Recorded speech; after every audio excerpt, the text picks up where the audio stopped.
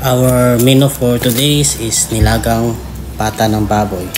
Ito syempre pata ng baboy, tayong mais, tatlong ng saba, Chinese pechay, lalagyan ko dito ng gabi at isang peraso lang na patatas. Syempre hiwa-hiwain muna natin ito. 5 piraso. Ito saging naman. Tapos gabi. Pinipino ko yung gabi kasi ano ko na to, para yung sabaw malapot. Masarap kasi yung sabaw malapot. Tapos haluan ng mais, mag-combine yung tamis niya. Tsaka yung saging, yung tamis tsaka asin.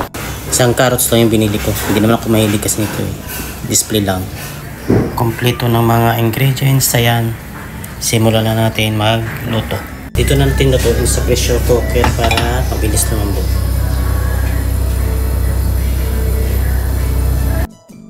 Siyempre, unahin yung bawang at sibuyas. Sunod na natin yung baboy.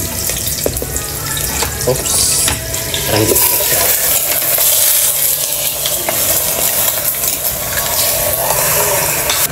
Lagyan natin asin. Tapos paminta. So, lagyan na natin ng tubig.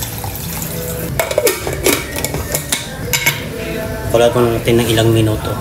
Lipat natin dito kasi maliit lang yung kaldero. Lagyan na rin natin itong mais. Ito, gabi, tsaka patata.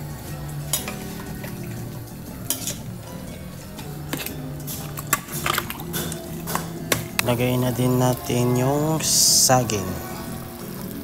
Timplahan natin ulit. Lagay din tayo ng pork cube. Last but not the least, itong Chinese pechay.